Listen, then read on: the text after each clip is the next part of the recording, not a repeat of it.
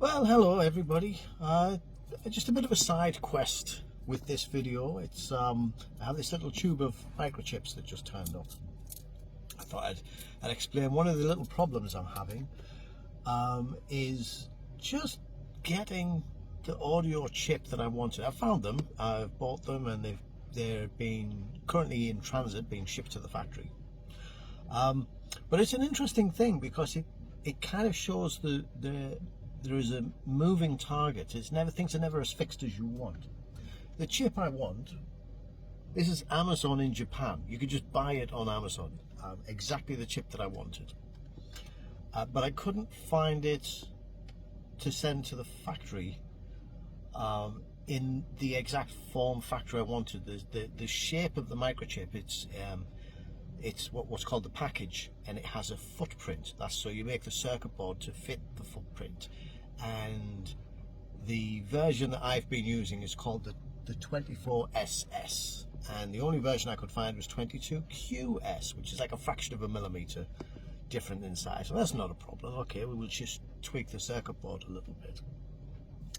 And when I look at it, we can find plenty of these 24 YX5200 24QS. We can find plenty of those for sale, but it was difficult to find them, to get them sent to the factory. And the more common one was called, where am I at? This one, the 5300 24SS. And the difference between them is the 5300 had a built-in amplifier, but it's not a very popular chip because it uses a lot more power, and the amplifier wasn't that good. So okay, I don't want to use that one. I'll go with the original, the 5200, not the 53. But the reason I discovered that the 5200 wasn't as available as it used to be was there is, I don't even know if I can find it now, if I've got it up there. Is that it? There is a 6300. We got it, there we go, YX 6300. So they basically went and tweaked the 5300 and solved all the problems. So I thought, oh, okay, is that just a drop-in replacement? Can I just take one chip out and put in another one? Well, I went and got the data sheets, and here is the data sheet for the 5200, the one I'm using, and it explains this is how the chip works, this is the layout, and the important thing is how the chips talk to one another. Is they send numbers, a bit like sending Morse code, and it'll say, okay, so this is the message it sends to say that a memory chip is connected, or a hard drive is connected, and this is the message that we send to say play. And I have these numbers, and so that's coded into my firmware. So then let's have a look at the 6300, and the data sheet is only available in Chinese. Okay, well, we go through because we'll probably find the numbers, and we do.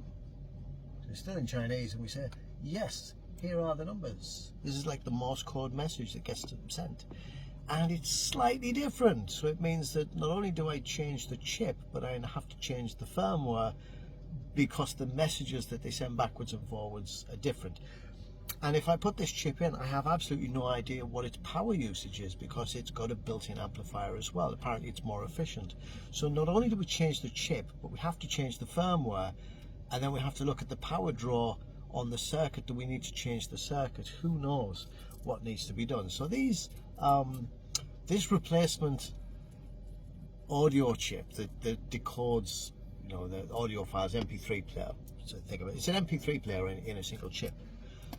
Although they're so closely related, changing from one to the other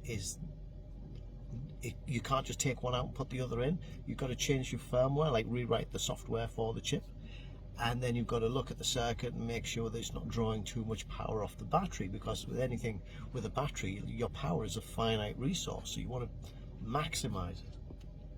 So although I've got this little tube of chips, I've got 10 of these MP3 players to play around with.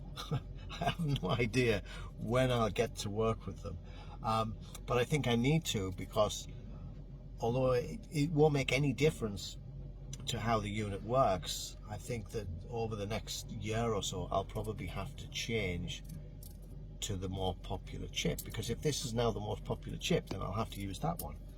And by then somebody will have written the data sheet in English.